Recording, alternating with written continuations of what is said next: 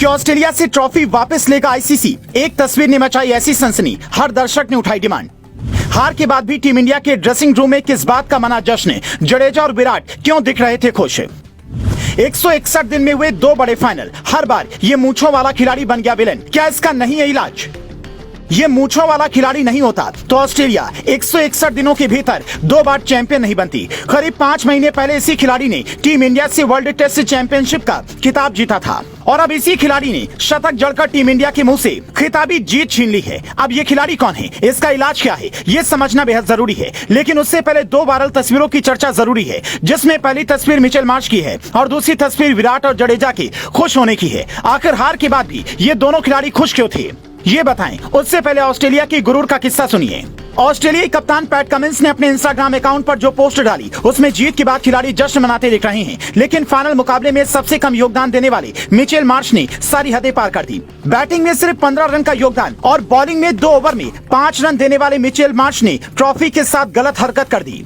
वो हाथों में जाम लिए सोफे पर मुट्ठी भींच कर बैठे, ट्रॉफी पर पैर रखे दिख रहे हैं, जिसके बाद हर फैन सवाल उठा रहा है। कोई कह रहा है कि इसके असली हकदार रोहित और विराट हैं। टीम इंडिया को यह ट्रॉफी मिलनी चाहिए थी जहां पर इसकी पूजा होती है, सिर से लगा कर रखा जाता। तो कोई कह रहा है कि आईसीसी को ऑस्ट्रेलिया से यह ट्रॉफी वापस ले लेनी चाहिए। हालांकि ऐसा कोई नियम नहीं है कि आप जीती हुई टीम से ट्रॉफी वापस ले लें, क्योंकि हर किसी के जश्न मनाने का तरीका अलग है। लेकिन इतना जरूर है कि ट्रॉफी का सम्मान होना चाहिए। अगर ऑस्ट्रेलियाई खिलाड़ियों को सम्मान सीखना है तो ये पश्चिमी देशों के ही खिलाड़ी जो बॉक्स से सीखें।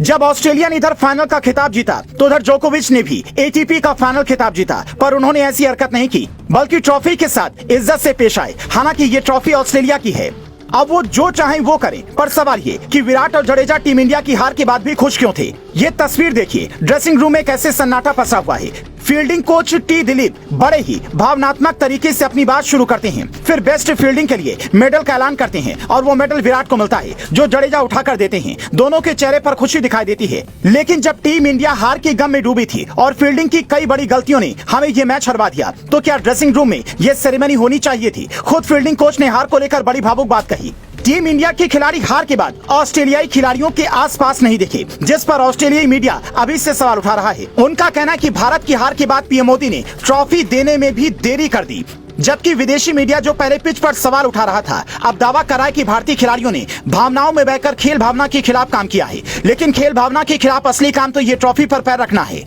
लेकिन इस पर सब चुप हैं। टीम इंडिया को भी इस बात पर ज्यादा सवाल नहीं उठाने चाहिए, बल्कि उसे इस मूंछ वाले खिलाड़ी का तोड़ ढूंढना चाहिए। कुछ दिनों बाद ऑस्ट्रेलिया से ही भारत को T20 सीरीज भी खेलनी है।